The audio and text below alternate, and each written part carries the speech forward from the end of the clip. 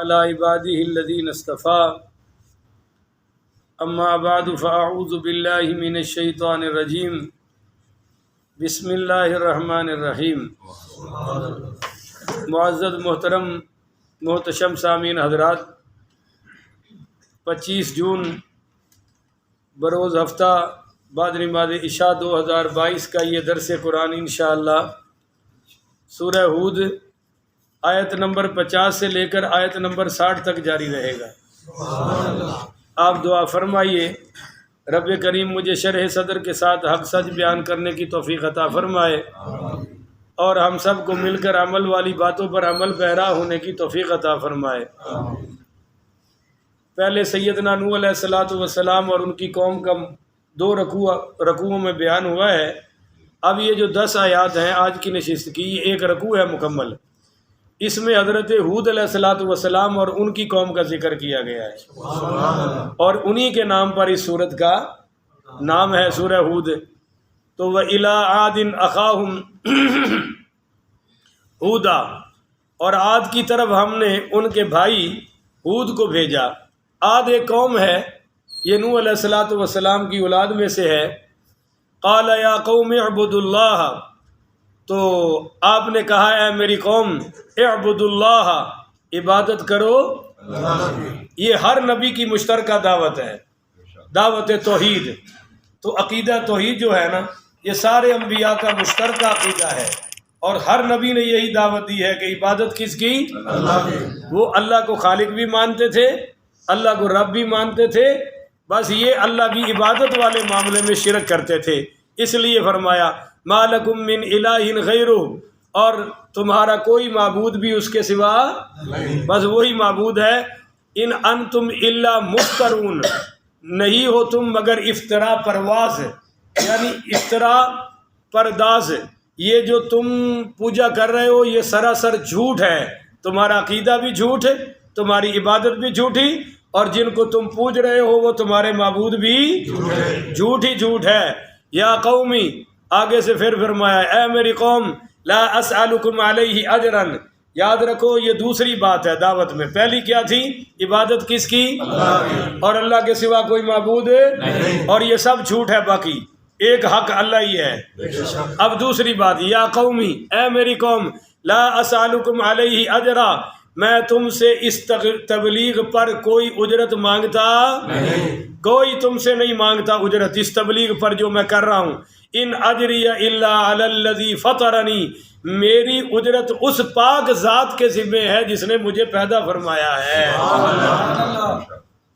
ہمارے ملک میں تبلیغ کا بیڑا اس لیے غرق ہوا ہے کہ مولوی صاحب جب تک پیسے نہ لیں تبلیغ کرتے نہیں۔ بولو نا، مجھے کئی مولویوں نے کہا یہ تمہیں کیا مصیبت پڑی ہے، تم روزانہ درس دیتے ہو، کو تم سے شرط رکھی ہے مسجد والوں نے؟ میں نے کہا اللہ نے شرط رکھی ہے۔ اللہ کے نبی نے فرمایا تھا فَلْيُبَلِّغُ الشَّاهِدُ الْغَائِبُ، کہ جو یہاں حاضر ہیں وہ غائب کو پیغام پہنچائیں، وہ آگے پہنچائیں، اور یہ سلسلہ قیامت تک جاری رہنا چاہیے۔ خیر، ان اجری الا علی الذی فطرنی، میرا اجر اس کے ذمہ ہے جس نے مجھے پیدا کیا ہے۔ افلا تعقلون، کیا تم عقل نہیں رکھتے کہ میرا کوئی مقصد بھی نہیں ہے دنیاوی، کوئی تم سے کچھ نہیں مانگتا، صرف اللہ کے لیے اللہ کی بات کر رہا ہوں۔ نادانوں اور بے وقوفوں پھر بھی ماننے کو تیار نہیں ہو، کچھ تو عقل سے کام لو۔ کیا عقل تمہیں اللہ نے صرف جانوروں کی طرح چرنے کھانے پینے کے لیے دی ہے؟ آگے سنیے وَيَا قَوْمِ، اب یہ تیسری بات آ رہی ہے۔ دوسری کیا کہ میں تم سے کوئی اجر نہیں۔ تیسری وَيَا قَوْمِ اسْتَغْفِرُوا رَبَّكُمْ، اے میری قوم مغفرت طلب کرو اپنے رب سے، یعنی استغفار کرو رب سے۔ کیا کرو جی؟ اب یہاں ایک نقطہ دینے لگا ہوں۔ استغفار میں توبہ شرط ہے، اور توبہ کی پہلی صفت یہ ہے کہ تم یہ شرک و کفر چھوڑو، اسلام لے آؤ، اللہ سے معافی مانگو۔ تو ثم توبوا الیہ، پھر اللہ کی بارگاہ میں توبہ کر لو، تو یرسل السماء علیکم مدرارا، اللہ آسمان سے تم پر مسلح دھار بارشیں نازل فرمائے گا۔ یہ مدرارا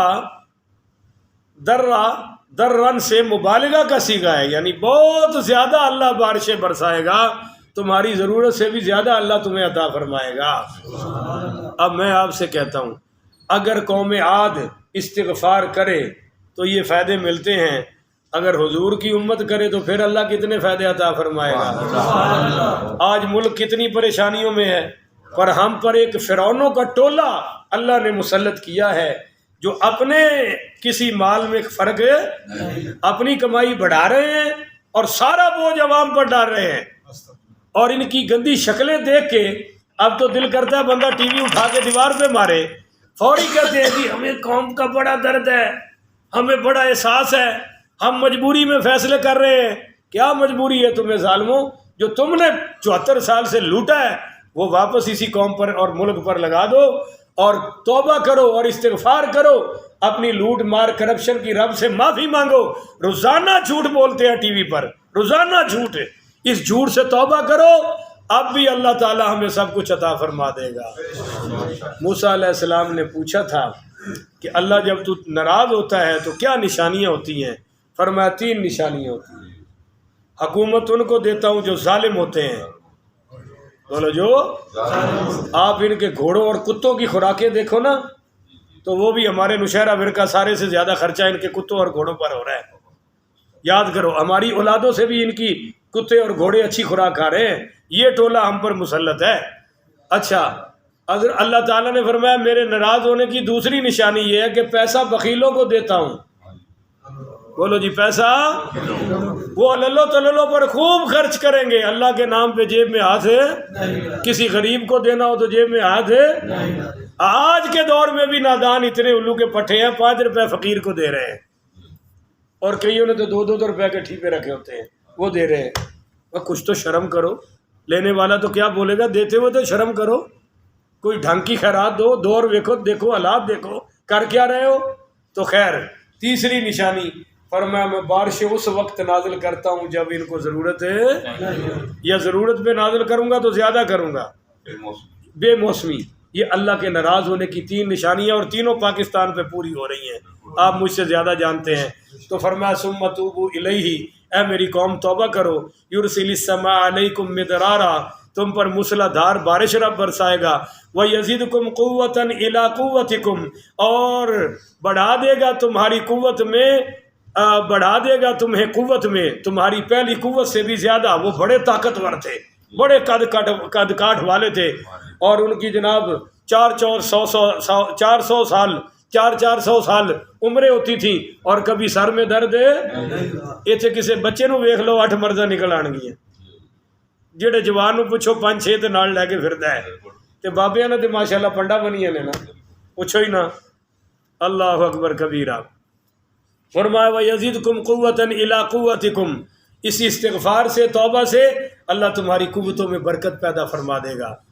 میرے نبی پاک علیہ الصلوۃ والسلام نے فرمایا جب تم توبہ کرو گے، استغفار کرو گے، تو اللہ تنگیوں میں سے تمہیں آسانیاں عطا فرمائے گا، اور تمہیں رزق وہاں سے عطا فرمائے گا جہاں کبھی تمہارا گمان بھی نہیں پہنچا ہوگا۔ اوہو ولا تتولوا مجرمون، اور نہ منہ موڑ کے پیچھے جاؤ، مینو کٹ کر کے نہ جاؤ جرم کرتے ہوئے، یعنی نبی کی بات نہ ماننا یہ جرم ہے۔ بولو یہ کیا ہے؟ اس وقت ہماری ساری قوم مجرم بن چکی ہے اس جرم میں۔ آگے چلیے جی، قالو، اب قوم کا جواب آ گیا، یا ہود، اے ہود، ما جئتنا ببینۃ، تو ہمارے پاس کوئی دلیل نہیں لایا کہ تو نبی ہے، ہمارا ہی لڑکا ہے، ہماری برادری کا ہے، ہماری قوم کا ہے، اٹھ کے اعلان کر دیا میں نبی ہوں، تو کوئی معجزہ لے کر اور وما نحن بتارکی آلہتنا عن قولک، اور تیرے کہنے پر ہم اپنے خداؤں کو چھوڑنے والے، ہم جس ڈگر پہ چل رہے ہیں چلتے رہیں گے، اور وما نحن لک بمؤمنین، اور نہیں ہے ہم تجھ پر ایمان لانے والے۔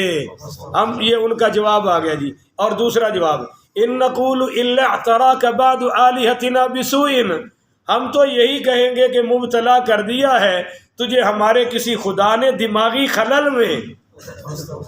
اے بڑا فنڈا ہے، اگر لگتا ہے کہ جڑے ساڈے کرنی دھرنی والے بت نے نا، انہاں کے تیرے دماغ دا کام ختم کر چھڑے ہے، تیری عقل ختم کر دیتی ہے، کسی بت کا تجھ پہ وار آ گیا ہے۔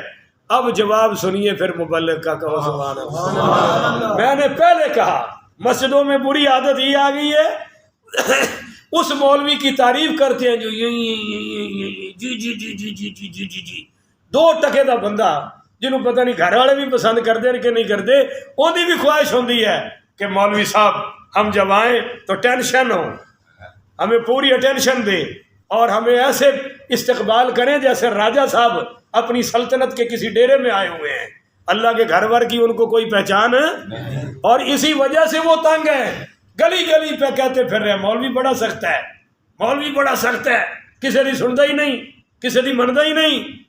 ان کی شکلیں پہچانو، ان قریب یہ خدا کی طرف سے ذلیل ہونے والے ہیں، کہو انشاءاللہ۔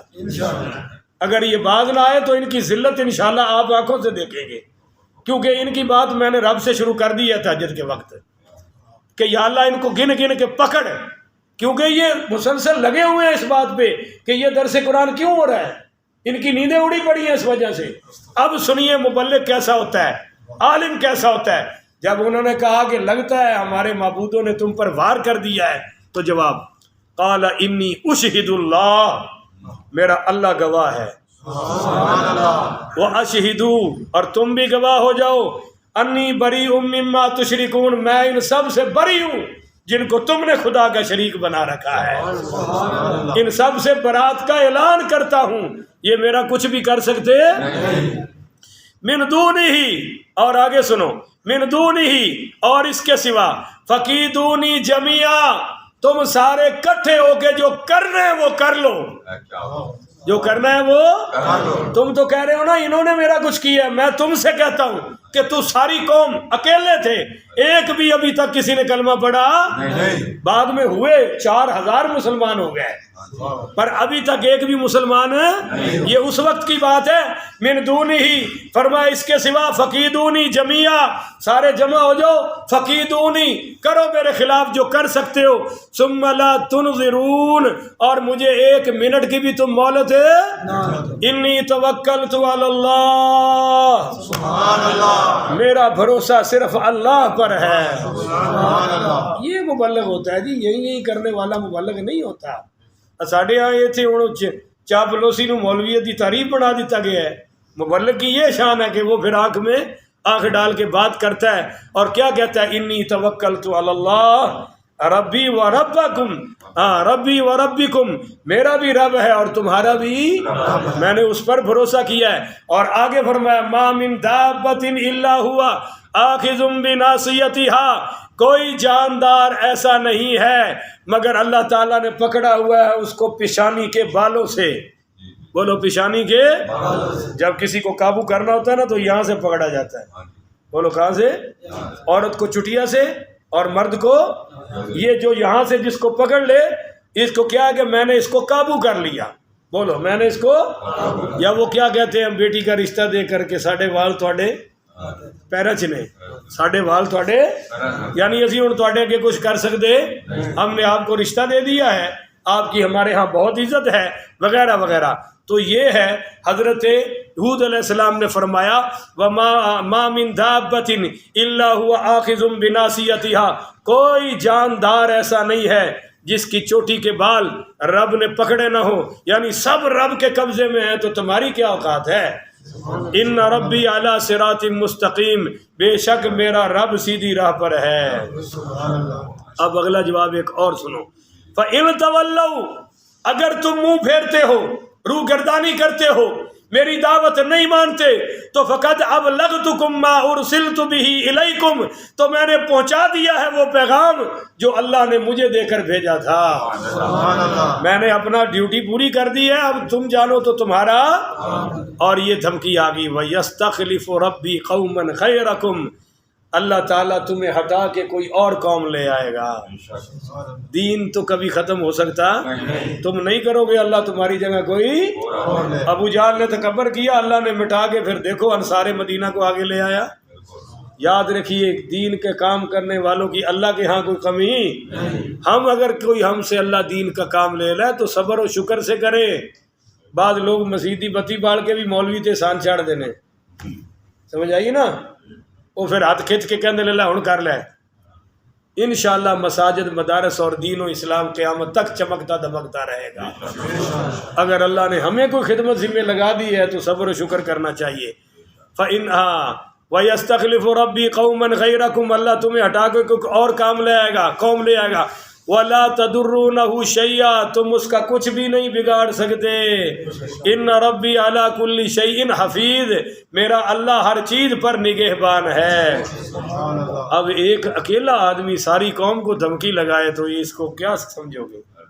یہ ہے قوت تبلیغ، یہ ہے طاقت تبلیغ۔ اور جب سے یہ بزدل اور یہ ڈرپوک قسم کے مبلغ آئے ہیں، انہوں نے تبلیغ کا بھی بیڑا غرق کر دیا ہے اور ممبر و محراب کا تقدس بھی بمال کر دیا ہے۔ بندہ جب ممبر رسول پہ بیٹھے تو پھر ذرا ڈٹ کر بیٹھے، تگڑا ہو کر بیٹھے۔ عزت بھی اللہ کے پاس ہے اور بولو ذلت بھی اللہ کے پاس، اور رزق کس کے پاس ہے؟ اللہ کے پاس۔ ایتھوں مولوی مر گئے نے رزق والے چکر سے۔ اچھا جی، اب آگے اللہ تعالیٰ تبصرہ کر رہا ہے جی سارے قصے پر۔ آیت نمبر 9، وَلَمَّا جَاءَ أَمْرُنَا نَجَّيْنَا هُودًا، جب آ گیا ہمارا حکم یعنی عذاب آ گیا تو نجینا ہودن، ہم نے ہود کو نجات عطا فرمائی۔ سبحان اللہ۔ والذین آمنوا معہ، اور وہ جو ان کے ساتھ ایمان والے تھے ان کو بھی نجات دے دی، برحمت منا، اپنی رحمت کی وجہ سے۔ سبحان اللہ۔ نیک اعمال ذریعہ بنتے ہیں اللہ کے قرب کا، مگر جو ملتا ہے رب کی رحمت سے ملتا ہے۔ وَنَجَّيْنَاهُم مِّنْ عَذَابٍ غَلِيظٍ، اور ہم نے نجات دی انہیں سخت عذاب سے۔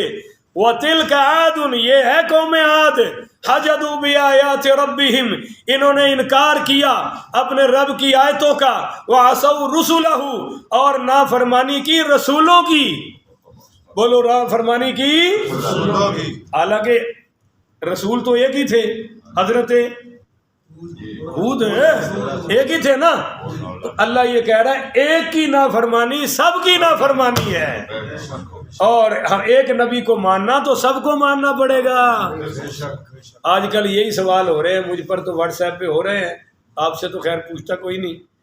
وہ جی مسلمان کی لڑکی کافر سے ساتھ کیوں نہیں شادی کر سکتی، عیسائی کے یہودی کے ساتھ، اور یہودیوں عیسائیوں کی کیوں کر سکتی ہے مسلمانوں کے ساتھ؟ میں نے کہا بھی اس کی ایک وجہ ہے، ہمارے گھر اگر کوئی کافر کی بچی آ بھی جائے، مثلا عیسائی عورت آ جائے، تو ہم تو حضرت عیسیٰ پہ ایمان رکھتے ہیں۔